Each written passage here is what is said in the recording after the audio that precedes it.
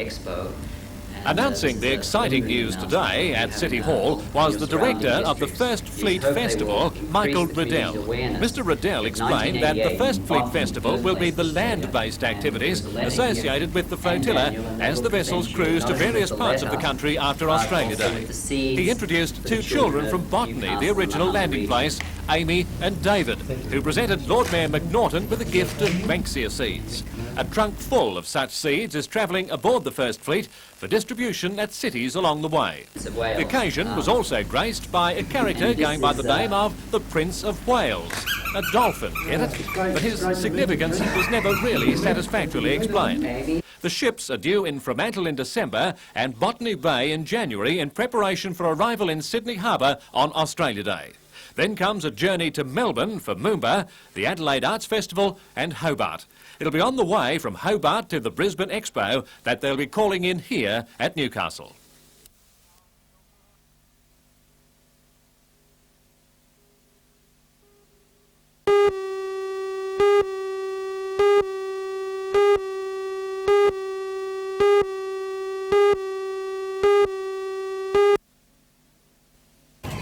There's no doubt Newcastle will see some of the best netball competition in the state this long weekend. 95 teams from as far north as Ballina and Forbes and south to Ulladulla will be playing a series of round-robin games in the Open, 21 and under-18 divisions. The team tipped to take out the titles is the Manly Warringah side in the blue, champions for the past 4 years. With Australian team captain Anne Sargent, backed up by New South Wales representative Sue Mountfoot and national rep player Shelley Oakes, the team is already showing top form. It seems that all the hard effort by the local Netball Association to establish the 32 courts at National Park has paid off. The facilities are fantastic for a state championship. So the wisdom of the New South Wales Council, which New South Wales pipped them in, asked for it, and they sort of felt, well, they've asked for it, let's have it.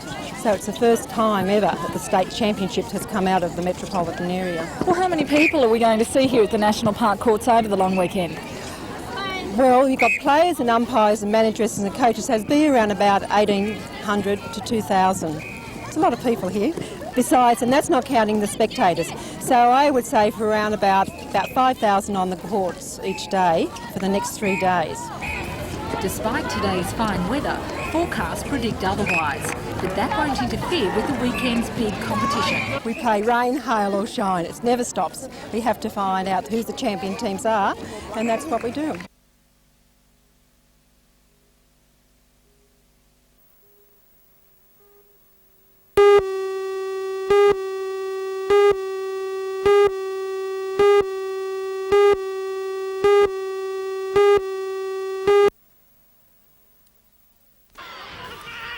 Western Suburbs proved to be far too good for Maitland, particularly in the first half. They led 16 points to 0 at the break. It was a game naturally slowed by the heavy conditions, but West managed to control things to set up that unbeatable lead. The Rosellas also won the second half 16 points to 12 to chalk up the final tally of 32 to 12, with fullback Phil Elliott having a big game. The ladder now looks like this, with South on top from Lakes, then Cessnock on West in equal third spot. Central are next on 12, Macquarie and Maitland then follow on 10 points, with the others at long odds for a semi-final position.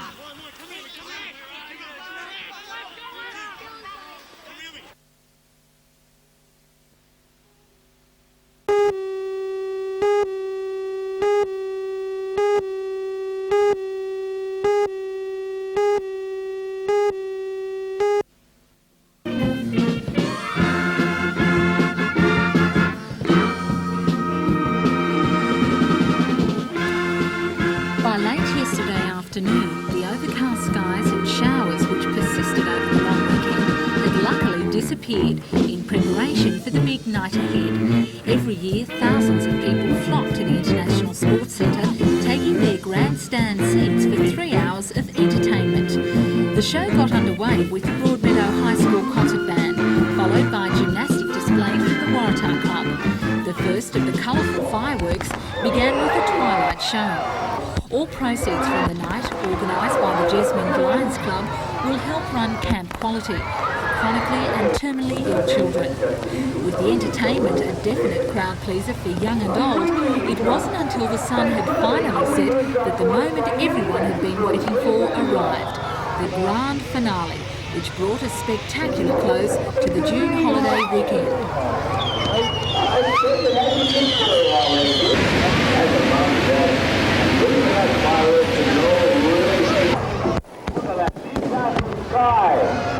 And the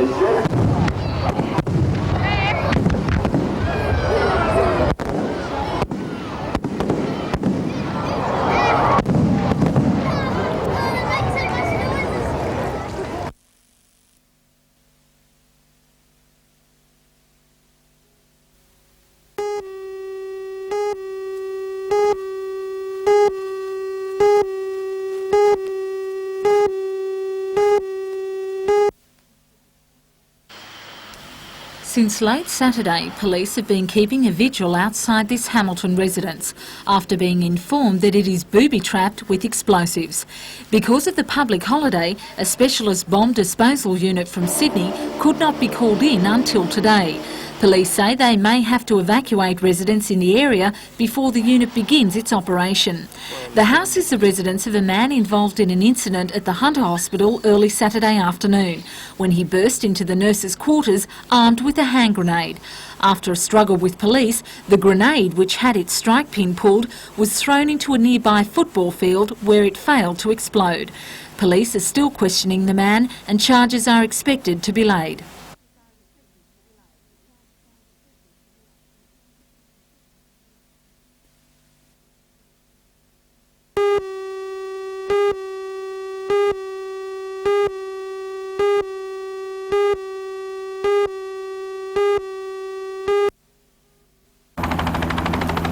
Police say the 20-year-old injured male was the driver of the vehicle travelling south on the Pacific Highway at O'Sullivan's Gap. He lost control when his car was hit by two wheels of a semi-trailer. The semi had been travelling north when the tyres became detached from the trailer section, flying into the path of oncoming traffic. The rescue helicopter transported the driver of the motor car to the Royal Newcastle Hospital with a fractured leg. The other three passengers in the vehicle were uninjured.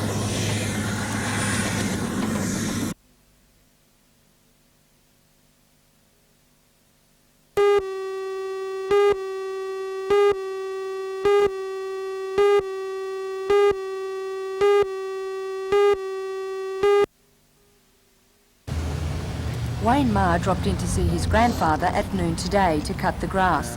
After knocking on the door and receiving no reply, he and a neighbour broke into the small weatherboard house in Cameron Street.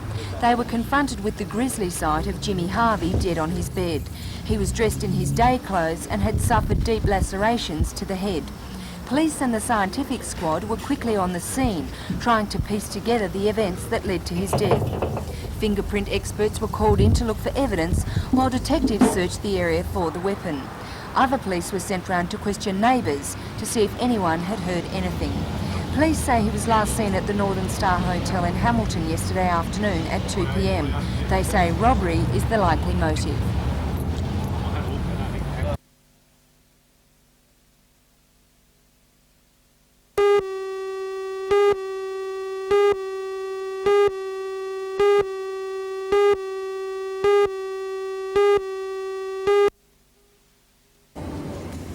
Since primary school, Patrick Harris and David Rundle in the red have been training and competing in friendly rivalry.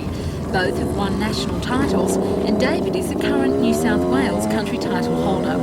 After competing in the steeplechase event at this year's national titles, David was selected in the 42-member junior squad, who'll compete in all athletic events over 3 weekends next month in Canada. 8 countries will be taking part in the championships, designed to be held every second year between the World Junior titles. And for the young athlete, it's his first international competition. Oh, I'll be competing in 5,000s, 1,500 metres and the steeplechase. And steeplechase would be my favourite event and best event. What training have you stepped up over the last couple of months for this event? The last couple of months I've been doing roughly 120 kilometres a week with Jim Beastie, and before the Nationals I probably only averaged about 80 kilometres a week, so I've increased a fair bit. You're just about to leave the junior competition level. What happens then? Oh, well, I move up into the open level, which should be a bit tougher, but I think I'll manage.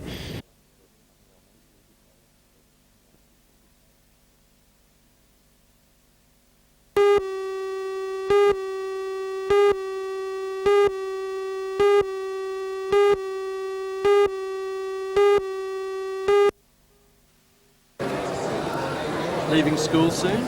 Perhaps you're interested in working in hotel management, joining the Navy, or becoming a butcher.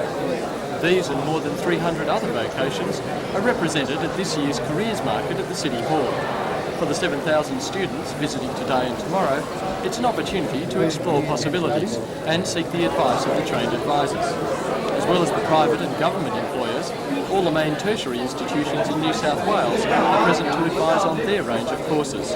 Coordinator Alice DeLeese says the market is a unique and important opportunity for the students. But there's nowhere else, anywhere in the year, where they can have such a collection of people representing so many jobs, or where they can have representatives from every university and college in the state. According to Mr. Lees, an important aspect of careers markets nowadays is also to give realistic expectations.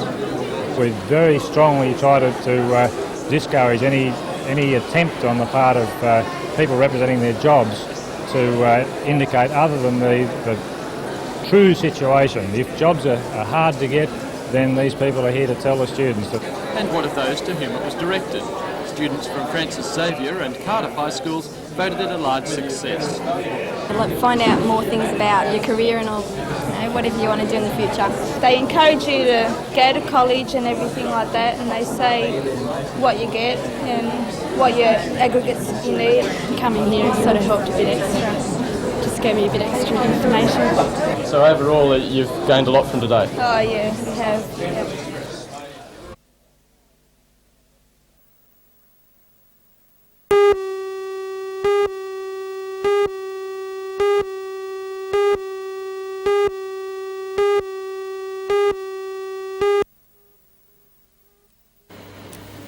The proposal submitted by Tavalon Proprietary Limited has been selected out of 5 tenderers.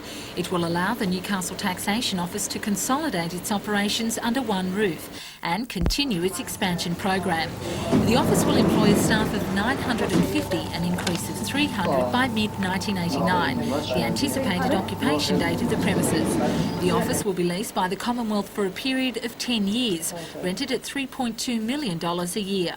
According to federal member for Newcastle Alan Morris, the construction will make way for major changes to the local economy. Well, in that location we'll be seeing almost 1,000 people who'll be working and shopping in the vicinity, so I expect that retailers in that general area, service industries, hairdressers and so on will all benefit from having a fairly large workforce nearby. The Taxation Office at the moment has a payroll of about $13 million a year. By 89, that'd be up around the $20 million. That coming into our local economy is obviously very important to Newcastle. The Taxation Office is part of a multi-million-dollar redevelopment application for the Civic Centre. Although the building application is yet to be approved by Council, Mr Morris believes that the establishment of the new office is the first step. With this building going ahead and being clearly being scheduled and programmed, other investors and developers will see this as an opportunity to be investing in adjacent sites, partly because of that spin-off and partly because the area is being cleaned up and being rejuvenated. I think that will be a major plus in attracting additional investment.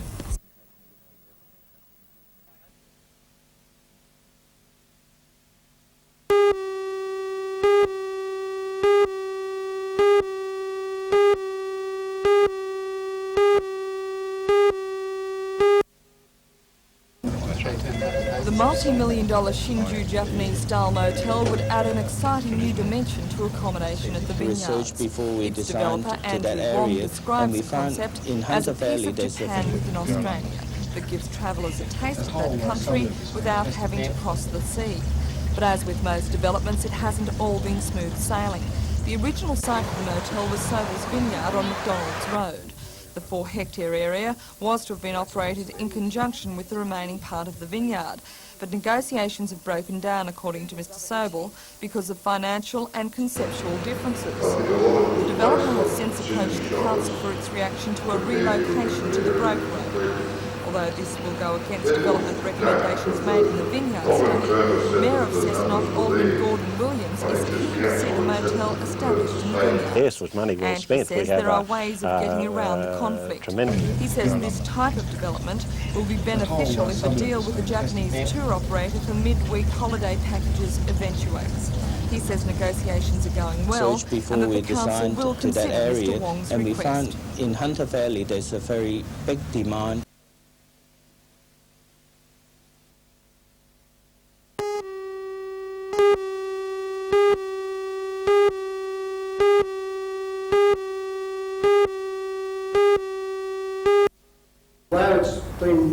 The civic reception in Newcastle's council chamber officially welcomed Premier Unsworth to the city. In attendance were representatives from a cross-section of local business and industry. The Premier continued to outline the direction of Newcastle's economic development, the reason for his visit to the area, and there were a few surprises. Premier Unsworth presented a cheque of $90,000 to the Hunter Region Enterprise Agency, coupled with the $165,000 earlier in the day to the Hunter Employment and Industrial Development Scheme. The Premier pledged the government's support to promoting employment in the region. Premier Unsworth also outlined plans for a royal visit by Her Majesty the Queen, who'll be invited to open the city's new conservatorium as part of next year's bicentennial celebrations. Supporting the Premier's theme of economic growth, the City Council took the opportunity to launch the Newcastle Business Letter. 4 publications will be distributed throughout the year as part of the Economic Development Unit's strategy for investment and growth. According to manager Ian McGregor, it's only part of an overall promotional plan. The business letter is one small part of an overall promotional package, which will consist of an investment kit, which will be a full colour investment brochure, which is almost complete now, an investment video and a static display unit.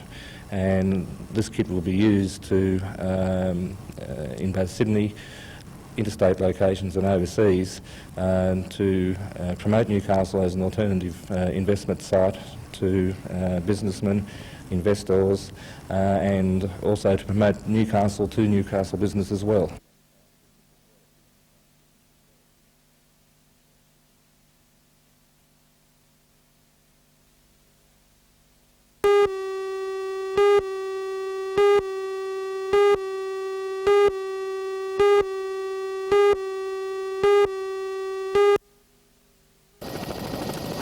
Arthur Wade says he's been fighting for the clean-up of Throsby Creek for 30 years, and it's taken that long for the government to accept responsibility and cost for what's commonly been described as an eyesore. The continual problems of silting and stench coming from dumped rubbish are about to be solved through a detailed survey commissioned by Premier Unsworth. According to Mr Wade, the go-ahead for the project will incorporate the expertise of all government authorities involved under the Premier's watchful eye. He's now finally decided that with conference between the Minister for Public Works, Mr Brereton, and the Minister for Water Resources, Janice Crozier, that both ministers will take responsibility for instituting a complete survey, which will take about 12 months, and that the result of that survey will be put into effect by all those responsible to coordinate and do the job. That's everyone. So after all these years, Throsby Creek will be cleaned up? It'll be successful, and I think Newcastle will be proud of the results.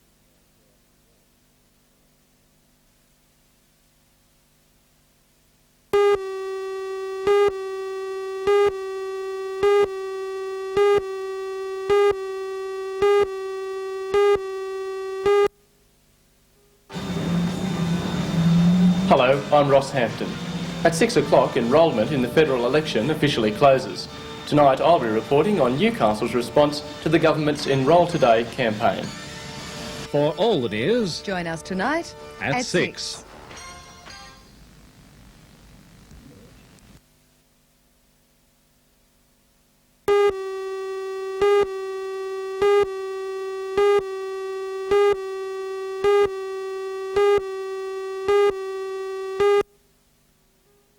As you mentioned the Falcons back to That is the opening lineup, prediction and of Falcons coach that could Steve be one of their Johansson. problems, And because it's believable, tiredness could because the become a Newcastle factor. This team is has the always second had game in the itself weekend, fully and they've only motivated used one when it plays the substitution in Hawks, the an first old quarter. and That was traditional Brian rival Vick, who long came before in the National League came and into rested being Wayne in McDaniel and, Jerry 1979. Everett for a little The while, home but team can match it with the leader it who've could, not become a lost in factor as 6 the third matches and fourth in the quarter will wind backcourt, down. with Gee, rookie I thought Sean Dennis threw and in an import extra Jerry step there. Everett The basketball showing great count skills against and Dennis. form.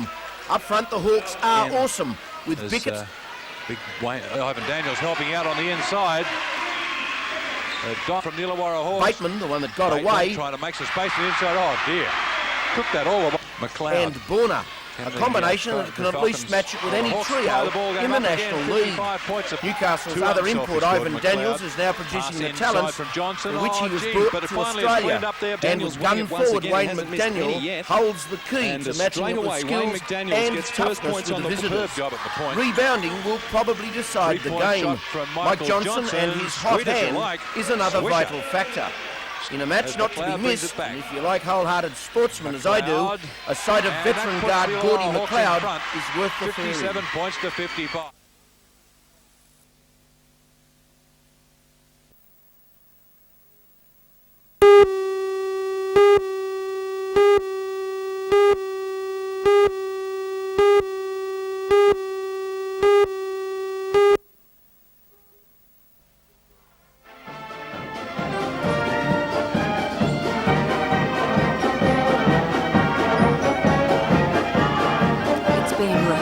Rehearsals and more rehearsals for the marching koalas, who are set to leave for a tour of the United Kingdom in less than 3 weeks. The tour will see them playing at a wide variety of venues, ranging from village squares to larger cities like Portsmouth, Bath and of course London. During the tour, NBN plans to make a 1-hour documentary, which will be screened later in the year. The story will be told through the eyes of the children. So yesterday afternoon, it was into the recording studio to record tracks for use in that documentary. Obviously, when the band is over there playing, the sound quality from outside the films isn't all that good, so we've been asked to put some sound in the studio today. I noticed that they had to start and restart again. That must have got a bit tedious for them, did it? Yes, a little, but we like to put down sound that is the best quality, so that's the reason.